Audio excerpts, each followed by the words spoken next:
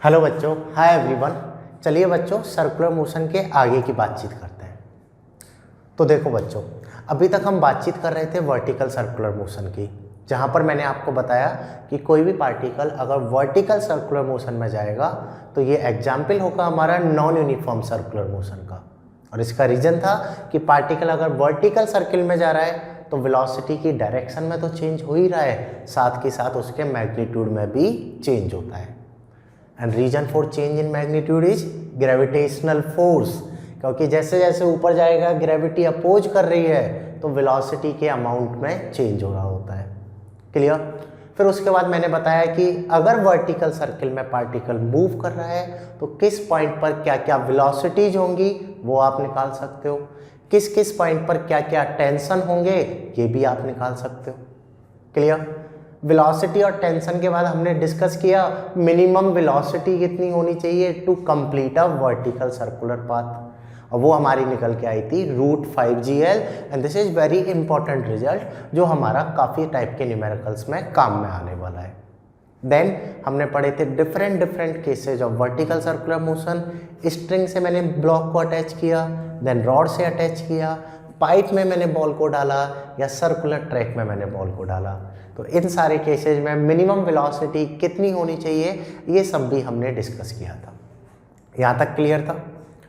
इसके बाद मैंने बोला कि कोई भी पार्टिकल है अगर उसको वर्टिकल सर्किल पूरा करना है तो मिनिमम वेलोसिटी है √5gl। अगर आप इतनी दे रहे हो या इससे ज़्यादा दे रहे हो तो पार्टिकल आसानी से सर्कुलर लूप पूरा कर लेगा। बट अगर मैं इससे कम वेलोसिटी दे रहा हूँ देन दो पॉसिबिलिटी होती हैं। First is oscillation possibility and second is parabolic possibility. ठीक है, कि अगर √2gl या उससे कम वेलोसिटी दी है तो वो ऑसिलेट होगा, अदरवाइज √2gl से ज़्यादा है बट √5gl से कम है तो वो पैराबोलिक पाथ में गिर जाएगा। और ऐसा क्यों हुआ था ये सारी बातें हमने डिस्कस की थी। क्लियर? तो ये मैंने एक तरह से आपका रिवीजन करा दिया है वर्टिकल सर्कुलर मोशन का कि क्या क्या हमने पढ़ा था। आज हम अब बेटा डिस्कस करेंगे आगे examples related to circular motion. जो भी हमने अभी तक एंटायर सर्कुलर मोशन में पढ़ा है अब हम इन सबसे रिलेटेड क्वेश्चंस करने वाले हैं, कैसी कैसी प्रॉब्लम्स हमारी यहाँ पर फ्रेम होती है। चलिए बच्चों, एक एक एग्जाम्पल लेते हुए चलते हैं, उनको सॉल्व करते हुए चलते हैं, जिससे हमारा कंप्लीट सर्कुलर मोशन एक बार अच्छे से रिवाइज हो जाए और उसमें आने वाले हर कॉन्सेप्ट हमें अच्छे से समझ में आ जाए। तो इन सारी चीज़ को अब हम अच्छे से समझते हैं। तो हेडिंग डालो बेटा एग्जाम्पल 1। बिल्कुल बेसिक से स्टार्ट करेंगे। बेसिक में मैंने आपको पढ़ाया था काइनेमेटिक्स ऑफ सर्कुलर मोशन। तो काइनेमेटिक्स में पहला क्वेश्चन ले लेते हैं बेटा। A man is running with 120 revolution per minute.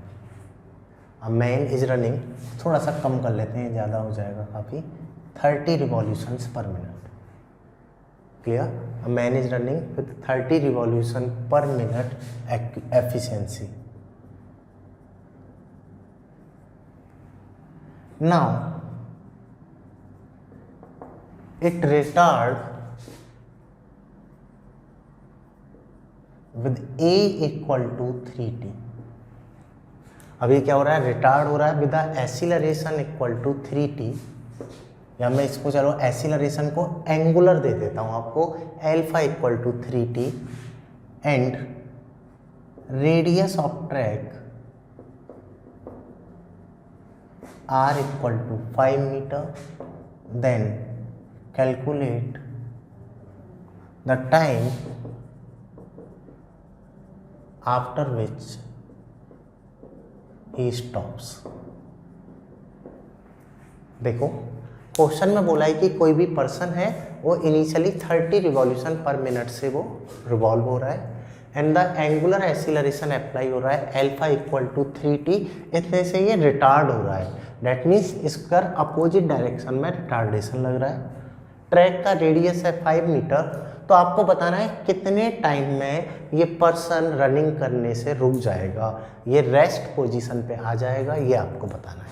This is your first numerical. Read it and attempt it. ये काइनेमेटिक्स पर है, आपने रेक्टिलिनियर के कॉन्सेप्ट पढ़े हैं तो इसको भी आप आसानी से सॉल्व कर लोगे। करो बच्चों।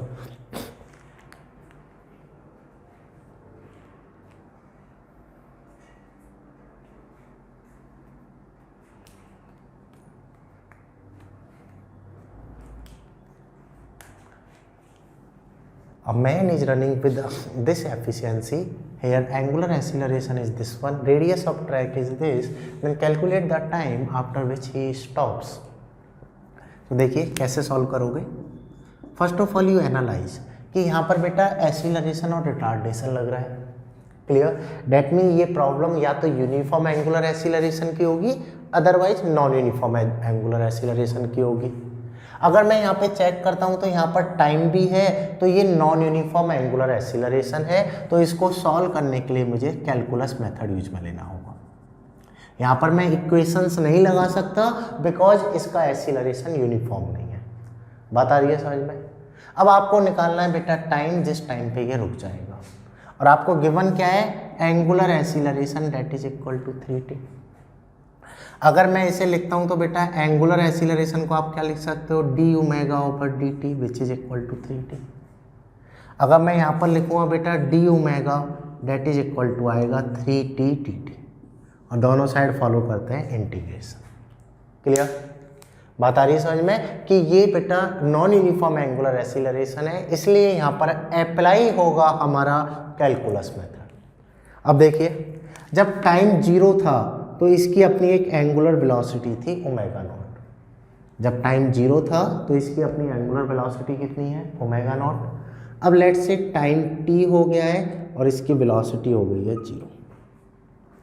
टाइम कितना हो गया है t और इसकी वेलोसिटी हो गई है 0। यहाँ पर एंगुलर एक्सीलरेशन है, ठीक है, और ये रिटार्ड कर रहा है तो इसको माइनस में ले लेते हैं, जिससे हमारा आंसर में माइनस नहीं आएगा। क्लियर? चलो जी इंटीग्रेट करते हैं। हाँ बच्चों, डी ओमेगा का इंटीग्रेशन क्या हो जाएगा, ओमेगा, लिमिट है ओमेगा नॉट से 0। यहाँ पर बेटा -3 बाहर आएगा, इसका होगा आपका t²/2। Clear? Upper limit minus lower limit, 0 minus omega naught that is -3t²/2। Minus से माइनस कैंसिल आउट, तो टाइम इक्वल टू आएगा आपका √2/3 ओमेगा। इतने टाइम के बाद ये पर्सन रनिंग करना बंद कर देगा। बस मुझे ओमेगा नॉट मिल जाए तो मैं टाइम बता दूंगा। क्लियर? चलिए ओमेगा नॉट लिखते हैं। तो आपको गिवन है बेटा फ्रिक्वेंसी 30 RPM। अगर मैं इसे RPS में कन्वर्ट करूँगा तो 30/60 डेट इज 1/2 रिवॉल्यूशन पर सेकेंड। अगर मैं यहाँ से ओमेगा लिखूँगा तो ये आएगा 2πf, तो ये आ जाएगा 2π × 1/2 which is equal to pi radian per second. आ रही बात समझ में? और ये मैं अगर यहाँ पुट करूँगा तो t that is equal to होगा √2π/3 सेकेंड। इतने टाइम में ये रुक जाएगा। तो मैंने आपको यूनिफॉर्म एंगुलर एक्सीलरेशन की प्रॉब्लम लेक्चर के बीच में ही कराई थी। यहाँ पर हमने की है बेटा नॉन यूनिफॉर्म एंगुलर एक्सीलरेशन की प्रॉब्लम। अगर इस टाइप की आए तो उनको हमें कैलकुलस मेथड से अटेम्प्ट करना है। ये हो गया हमारा फर्स्ट न्यूमेरिकल। बात आ रही है समझ में? सेम काइनेमेटिक्स से रिलेटेड है। यहाँ पर नॉन यूनिफॉर्म था इसलिए कैलकुलस लगाया। किस तरीके से लगने वाला है, इस तरीके से लिख लो, इसे कॉपी कर लो। This is your first example. अब मूव करते हैं सेकेंड एग्जाम्पल पर। चलो बच्चों अगले न्यूमेरिकल पर आते हैं। ये सारे न्यूमेरिकल से हमारा पूरा सर्कुलर मोशन को हम रिवाइज करेंगे। वर्टिकल सर्कुलर मोशन पे न्यूमेरिकल्स हम काफ़ी सारे अटेम्प्ट करेंगे, उस पर अभी तक हमने एक भी न्यूमेरिकल नहीं किया है।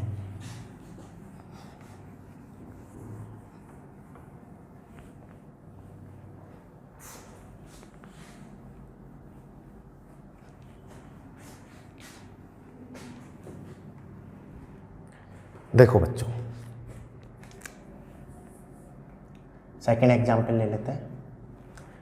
अब हमारा काइनेमेटिक्स के बाद फिर मैंने पढ़ाया आपको सेंटीपिटल एक्सीलरेशन, सेंटीपिटल फोर्स, तो इन पर हम चेक कर लेते हैं। लेट्स से ये सेंटर है और ये कोई भी स्ट्रिंग है, इससे यहाँ पर m मास अटैच है, इधर भी m मास अटैच है और इधर भी m मास अटैच है। ये कोई भी स्ट्रिंग है, इससे 3m मास को अटैच किया हुआ है। ये लेंथ एल है, ये भी एल है, ये भी एल है, and all are revolving in a circular path with angular velocity omega. ये सभी सर्कुलर पाथ में रिवॉल्व हो रहे हैं with angular velocity omega. Then calculate tension at A point, at B point and at C point.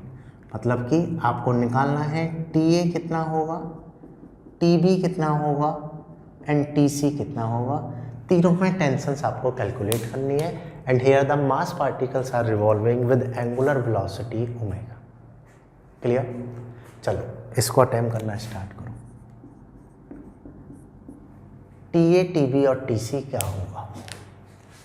String है, 3L total length है, 3 मास particle attach हैं, तीनों का मास सेम ले लो। आपको बताना है बेटा टी ए, टी बी और टी सी की वैल्यू क्या होगी। वीडियो को पॉज करो और अटेम्प्ट करना स्टार्ट करो। टेंशंस की वैल्यूज आपको निकालनी है। इवन टेंशन का रेशियो भी आपसे पूछ सकता है, T A ratio T B ratio T C क्या होगा। बाकी मेरे साथ समझ लो। देखो बच्चों, कोई भी पार्टिकल को अगर सर्कुलर पाथ में मूव करना है तो रिक्वायर्ड होता है सेंटीपीटल फोर्स, जो कि प्रोवाइड कराएगा कोई भी अदर एक्सटर्नल फोर्स। ये वाली बात हमने समझ ली थी। तो यहाँ पर भी इनको अगर सर्कुलर पाथ में मूव करना है तो रिक्वायर्ड है इनको भी सेंटीपीटल फोर्स, जो कोई ना कोई एक्सटर्नल फोर्स प्रोवाइड करा रहा होगा। सिंपल। चलिए चेक करते हैं। तो जैसे अगर मैं बेटा इसका एफबीडी बनाता हूँ तो ये एम मास है, इस पर ये हॉरिजेंटल सर्कल में रिवॉल्व हो रहे हैं। This is a horizontal circle. Okay, so ये एम मास है। इसको यहाँ पे बेटा मैंने ओ को फिक्स कर रखा है। अब देखिए यहाँ पर बेटा अगर मैं इसका एफबीडी बनाता हूँ तो इस पर एक तो टेंशन है टीसी, मैं इस एम मास का बना रहा हूँ। एम जी तो नीचे लग रहा होगा, ठीक है, ये ऐसे हॉरिजेंटल में रिवॉल्व हो रहा है विद ओमेगा, और तो कोई फोर्स इस पर लग नहीं रहा। तो इसको रिवॉल्व होने के लिए सेंटीपीटल चाहिए, वो कौन देने वाला है? टेंशन। तो आप इक्वेशन क्या लिखोगे? T C that is equal to ten centripetal force which is equal to होगा एम आर ओमेगा स्क्वायर। और अगर बेटा मैं यहाँ पर आर की वैल्यू लिखता हूँ तो इसकी रेडियस हो गई 3L, तो ये आ जाएगा आपका m multiplied by 3L omega square. आया समझ में? अगर मैं फर्स्ट के लिए बातचीत करूं इस वाले मास पार्टिकल के लिए तो इसका एफबीडी बनेगा और इस तरीके से टेंशन आ जाएगा। क्लियर? जैसे सेकंड की बातचीत करते हैं। ये सेकंड मास पार्टिकल है, ये O पॉइंट है, इसकी डिस्टेंस है 2L, ठीक है। ये वाली थी अपनी 3L, जिससे कन्फ्यूजन ना हो।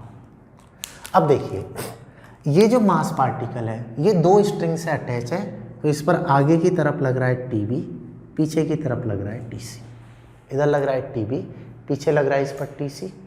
इसको भी रिवॉल्व होने के लिए सेंटीपीटल फोर्स चाहिए, तो मैं बोल दूंगा here net force that is a T V minus T C that is equal to होगा आपका M R omega square. Clear? और अगर बच्चों मैं यहाँ से लिखता हूँ T B minus T C that is equal to होगा M, radius is a 2L equal multiplied by omega square. तो यहाँ से आपका आएगा T V equal to TC plus 2ml omega square.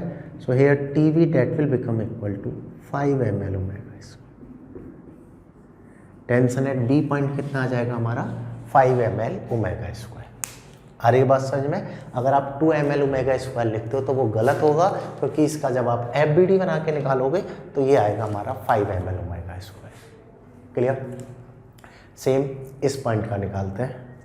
चलिए इस पॉइंट का अगर मैं एफबीडी बनाता हूँ, ये O पॉइंट है, यहाँ पर M है, इसकी लेंथ है बेटा L। यहाँ पर देखिए इधर TA लग रहा है, पीछे TB लग रहा है, तो इधर तो आ गया हमारा बेटा TA और इसके बैक डायरेक्शन में होगा TB।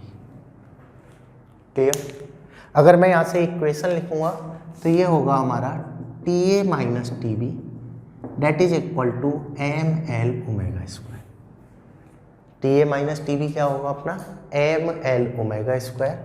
अगर आप टी बी की वैल्यू यहाँ पर पुट करोगे तो टी ए आ जाएगा 6 ml ओमेगा स्क्वायर। टी ए कितना आ जाएगा आपका? 6 ml ओमेगा स्क्वायर। तो सीधा सा है T A is this, T B is this and T C is this. इनको निकालने का तरीका था एफ बी डी। और अगर मैं इनका रेशियो लिखूँ TA ratio, TB ratio, TC, तो ये आएगा 6:5:3। और ये क्वेश्चन आपके कंपटीशन में आया हुआ है, तो इसका रेशियो क्या होगा 6:5:3। This is your second example. इसे कॉपी कर लो। बात आ रही है ना समझ में कि सर्कुलर पाथ में मूव करने के लिए सेंटीपिटल फोर्स रिक्वायर्ड होता है, और सेंटीपिटल फोर्स प्रोवाइड कराएगा कोई भी एक्सटर्नल फोर्स।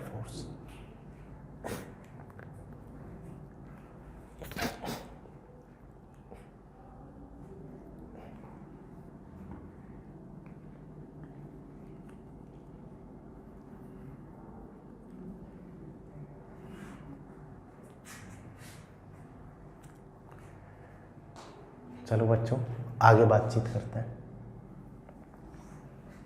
क्लियर? चलो अगले न्यूमेरिकल पे आते हैं।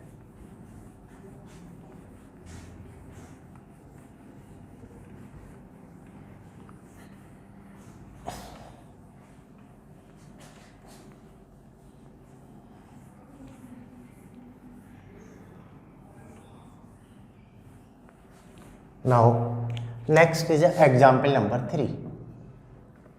लेट्स से आपको ये कोई भी एक इंक्लाइन प्लेन गिवन है और इसके आगे इसको सर्कुलर ट्रैक को मैंने कनेक्ट कर रखा है। क्लियर? आपको बोला है height of this incline plane is h and the radius of this circular track is r। यहाँ इंक्लाइन प्लेन के टॉप पर कोई भी एक ये बॉल रखी हुई है, mass of ball is m। Clear? And the initial velocity of this ball is 0. Initial velocity of this ball is 0. Mass of ball is m. It is placed at the top of the inclined plane. तो क्या होगा, ये ball नीचे move करेगी, नीचे move करने के बाद इस वर्टिकल सर्किल में मूव करेगी। So to complete vertical circular motion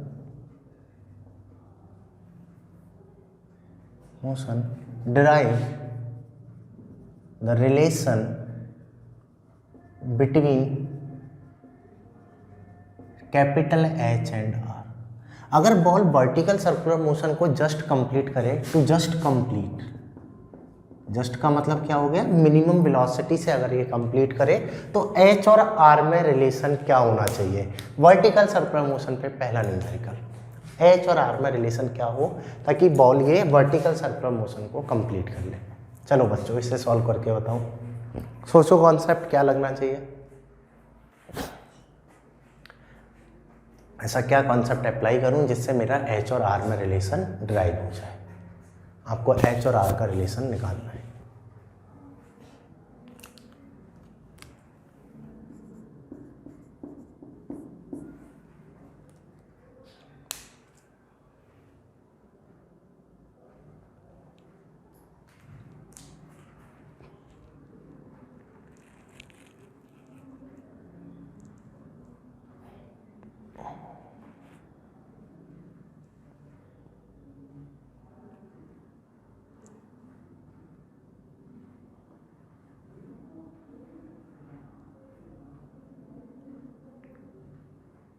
चलिए चेक करते हैं बेटा H और R में क्या रिलेशन अपना होना चाहिए। तो देखिए जैसे ये बॉल ऊपर से नीचे मूव करेगी तो ये बॉल यहाँ पर आएगी। अब अगर लेट से इसकी वेलोसिटी यहाँ पर v हो जाती है, क्लियर, अगर वेलोसिटी v है और इसको अपना सर्कुलर मोशन कंप्लीट करना है तो इस velocity v minimum that is equal to होना चाहिए हमारा √5gr। ये सर्कुलर लूप को तभी फॉलो कर पाएगा when v minimum that is equal to हो आपका √5gr। क्लियर? अब देखिए अगर बच्चों मैं यहाँ पे चेक करता हूँ ये बॉल ऊपर से नीचे आ रहा है तो कितना वेलोसिटी ये गेन कर लेगा वो मैं निकाल लूँ, उस वेलोसिटी को किसके इक्वल पुट कर दूँ, √5gr के। कैसे निकालने वाले हो, तो here you will apply energy conservation ui plus KI that is equal to होगा UF प्लस KF। यहाँ पर देखिए इनिशियली बॉल हाइट पर है तो potential energy mgh, ball rest पर है kinetic energy 0, finally ball ground पर आ गई potential energy 0, kinetic energy ½ mv²। तो यहाँ से v that is equal to आ जाएगा आपका √2gh। तो बॉल ने कितनी वेलोसिटी गेन की, √2gh, और ये √2gh किसके इक्वल होना चाहिए, √5gr के, तभी ये वर्टिकल सर्कुलर मोशन पूरा कर पाएगा।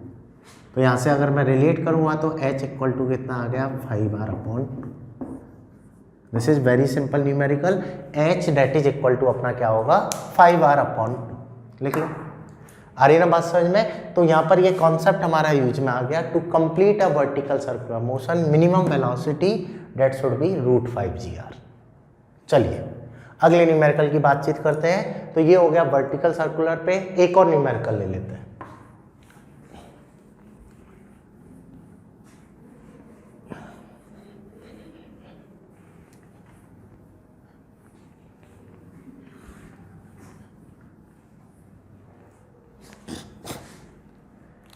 Example number 4. Let's say this is a vertical circular motion that is a O point. This is a mass m, and here the initial velocity is a √8gr. Here ball is projected with the initial velocity of √8gr. Clear? That is a point A and this is a point B. Then determine. Now the question is determine ratio of tension A to tension B.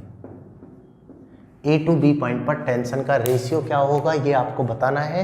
Hair ball is projected with the velocity of √8gr and that is a vertical circular motion. This is the vertical circular motion, ball is projected with this velocity. आपको tensions का ratio बताना है। Tension का ratio क्या होगा, TA upon TV की value क्या होगी, ये हमें निकालना है। किस तरीके से मैं करूं कि मेरा TA अपॉन TB आ जाए, इसके बारे में बातचीत करते हैं।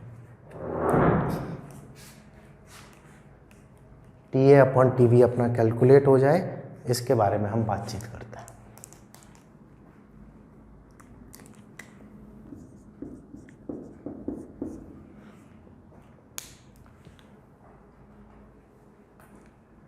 देखो बच्चों, अगर मैं यहाँ पर TA और TB की बातचीत करता हूँ तो सीधी सी बात है, मैंने आपको टेंशन निकालना सिखाया है। टेंशन निकालने का तरीका होता है FBD। आप FBD बनाते जाओ, आपके आंसर्स अपने आप आते हुए चले जाएंगे।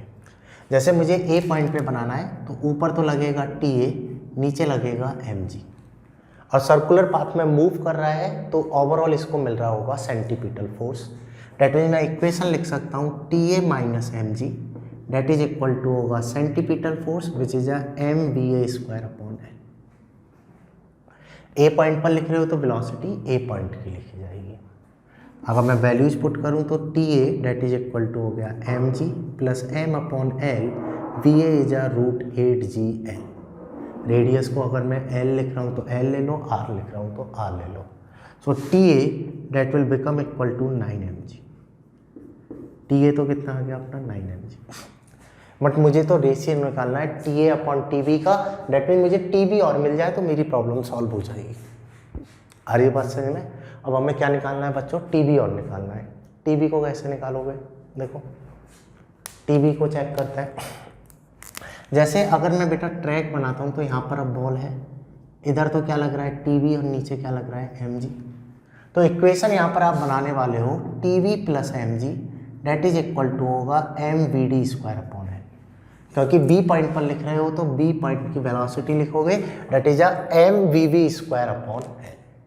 तो सबसे पहले यहाँ टेंशन निकालने के लिए मुझे वेलोसिटी फाइंड आउट करनी होगी कि B पॉइंट पर वेलोसिटी कितनी होगी। क्लियर? वेलोसिटी कैसे लिखोगे, तो अगर आपको फॉर्मूला याद है जब तो बहुत अच्छी बात है, अगर फॉर्मूला याद नहीं है तो एनर्जी कंजर्वेशन लगा सकते हो। ऐसे अगर मैं डायरेक्ट लिखूँ BV तो ये आएगा √U² minus 4gl। Vertical circular motion में हमने पढ़ा है टॉप मोस्ट पॉइंट के लिए। और अगर आपको फॉर्मूला याद नहीं है, इसलिए रिजल्ट याद नहीं है, तो आप एनर्जी कंजर्वेशन कॉन्सेप्ट यूज में ले लो, वहाँ से भी अपना निकल के आ जाएगा। क्लियर? तो अगर बच्चों मैं ये वैल्यू यहाँ पे पुट करता हूँ तो U कितना है हमारा √8gl, 8gl से लिखूँगा तो VB आ गया अपना √4gl। 8gl minus 4gl is √4gl। Clear? चलिए ये वैल्यू वहाँ पर डालते हैं तो TB equal to m, VV² हो गया 4gl अपॉन L, mg को इधर लाओगे तो माइनस mg। तो यहाँ से TB आपका आ गया 3mg। TA कितना है 9mg, TB कितना है आपका 3mg। क्लियर? दोनों वैल्यूज को आप यहाँ पे पुट करो, TA is a 9 mg, that is a 3 mg, तो here TA upon TV that is equal to 3। तो वर्टिकल सर्कुलर मोशन में बेसिक अगर आपका क्लियर है तो आप किसी भी पॉइंट पर निकाल सकते हो टेंशन की वैल्यू क्या होगी।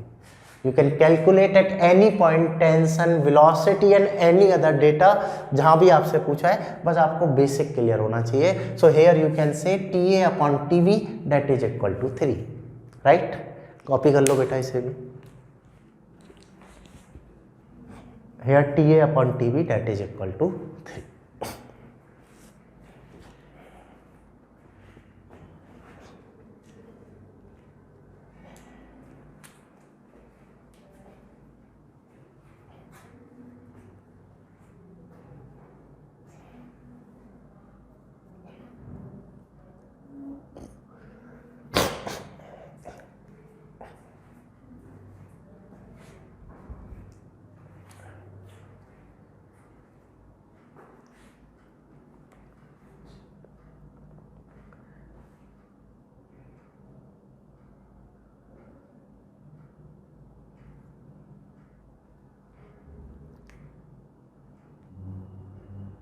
चलिए अगली बात करते हैं।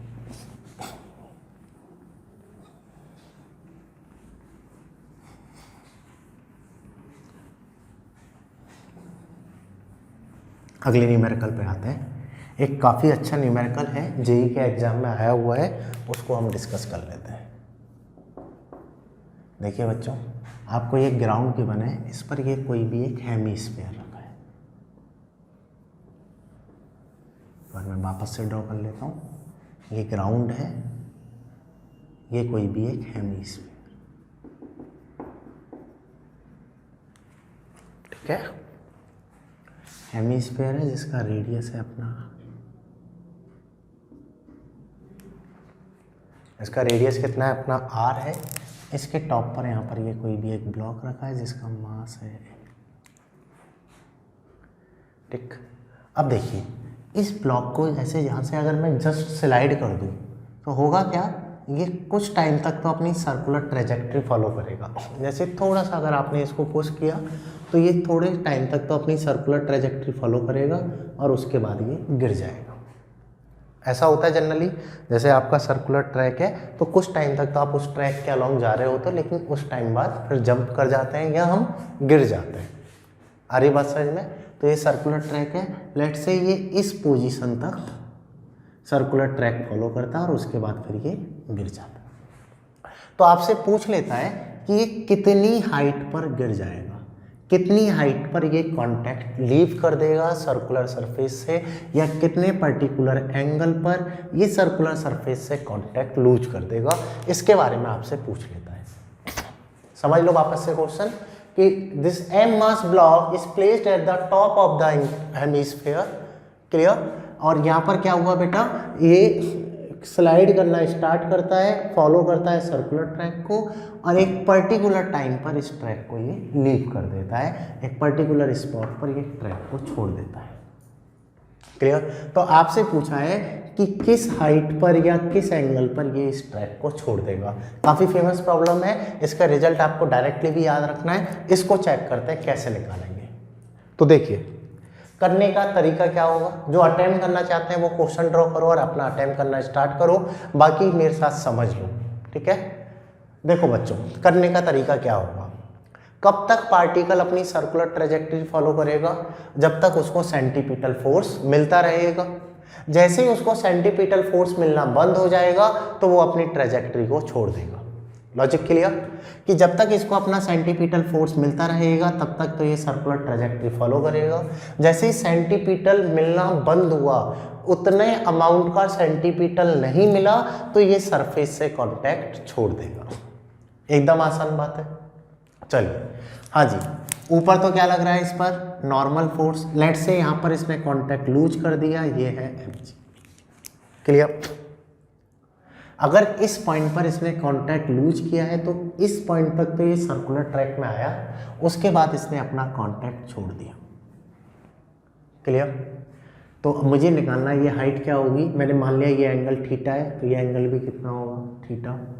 इधर mg का एक कंपोनेंट आएगा बच्चों mg cos थीटा, इधर एक कंपोनेंट आएगा mg sin थीटा, और ऊपर अपना कितना फोर्स लग रहा है n। यार ये बात समझ में, इधर कंपोनेंट आ गया mg cos थीटा, इधर आ गया mg sin थीटा, ऊपर लग रहा है n। कब तक ये अपने इस मोशन को कंटिन्यू करता? जब तक इसको सेंटीमीटर मिलता रहता। That means here I can write mg cos theta minus n। अगर यहाँ वेलोसिटी इसकी v हो जाती है, दैट इज इक्वल टू होगा mv स्क्वायर बाई आर। ये मोशन कंटिन्यू करेगा अगर इसे सेंटीमीटर मिलता रहे, ठीक है। लेट्स से ये पॉइंट है A, इसको मैं बोल देता हूँ B। Now at point B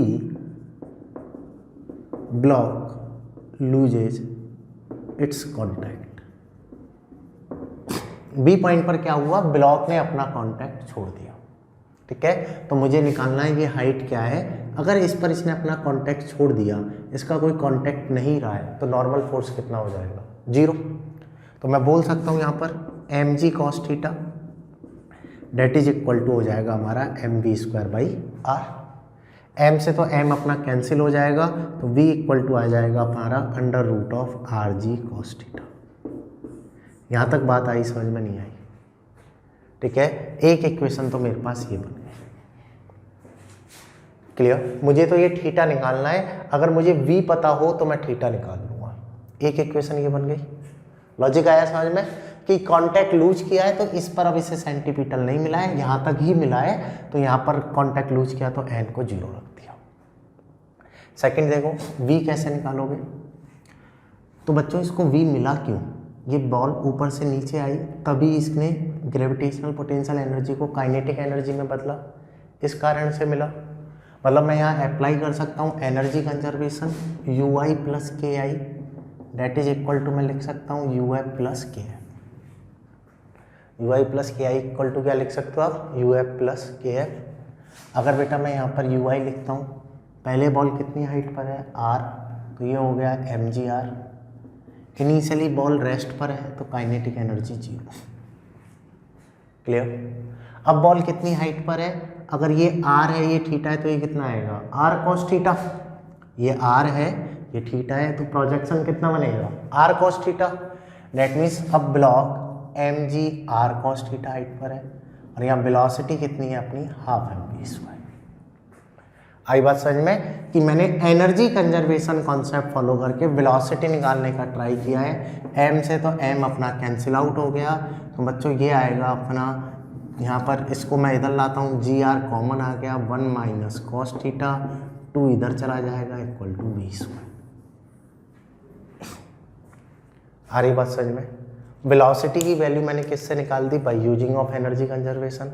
एक मैंने सर्कुलर का अपना कॉन्सेप्ट यूज में लिया।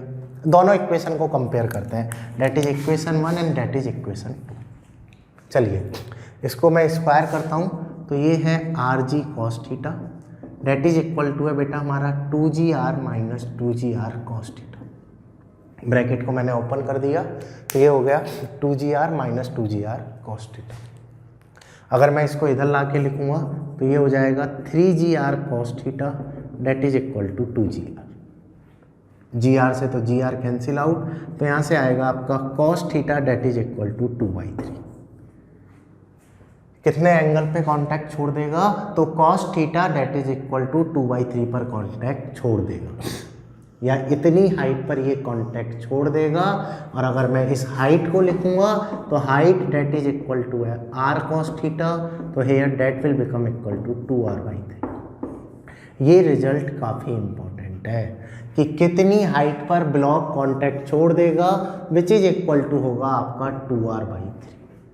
और ये बात समझ में? तो इस तरह से हम सर्कुलर एंड वर्क पर एनर्जी को यूज में लेकर भी न्यूमेरिकल बना सकते हैं। काफ़ी फेमस न्यूमेरिकल है, डायरेक्ट भी पूछा हुआ है, एक इस तरीके से पूछा हुआ है, एक अनदर तरीके से भी पूछा हुआ है, वो भी मैं अभी आपको कराऊंगा। समझ लो पहले कि ब्लॉक अगर ऐसे सर्कुलर ट्रेजेक्ट्री फॉलो कर रहा है, जब तक ही करेगा जब तक सेंटीमीटर मिलना बंद हुआ तो ब्लॉक ने अपनी ट्रैक को छोड़ दिया। और कितनी हाइट पर छोड़ दिया? 2r/3 पर। क्लियर? कैसे निकाला? एक तो सर्कुलर कॉन्सेप्ट यूज में लिया, अनदर हमने यूज में लिया बेटा यहाँ पर एनर्जी कंजर्वेशन। इन दोनों थ्योरम की हेल्प से आप ये निकाल सकते हो। आ रही बात समझ में? इसे आप कॉपी कर लो। That is a very important concept कि ये h equal to 2r/3 height पर अपना कॉन्टैक्ट छोड़ देगा। h equal to 2r/3 height पर ये अपना कॉन्टैक्ट लूज कर देगा, ये अपना कॉन्टैक्ट छोड़ देगा।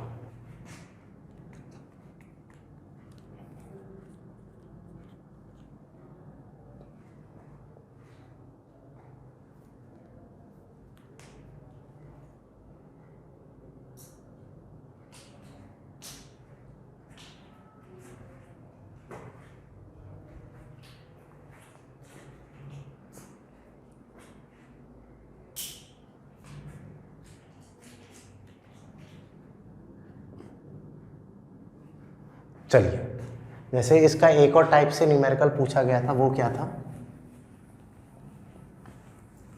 देखो बच्चों, अगला न्यूमेरिकल था, जैसे मैंने यहाँ पर आपको हेमीस्फीयर दिया है, वह कंप्लीट स्फीयर के बनता, ये पूरा स्फीयर है, इसकी रेडियस है r और यहाँ ब्लॉक रखा हुआ है बेटा इसके टॉप पर, ठीक है।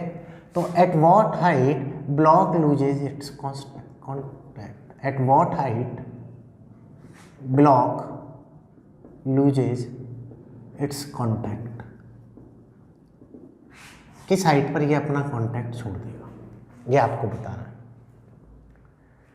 तो सीधी सी बात है, अगर आप इसको मैं अटेम्प्ट करता हूँ तो ये ब्लॉक इस तरीके से मूव करता और इस पर्टिकुलर हाइट पर ये अपना कॉन्टैक्ट छोड़ देता। हेमीस्फीयर में हमने पढ़ा है, डेट मीन्स कितनी हाइट पर छोड़ेगा बेटा, यहाँ पर h that is equal to होगा 2r/3, 2r/3 हाइट पर ये कॉन्टैक्ट छोड़ देगा।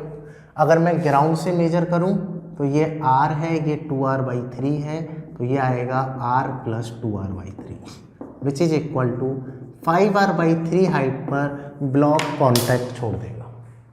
कितने पर छोड़ेगा?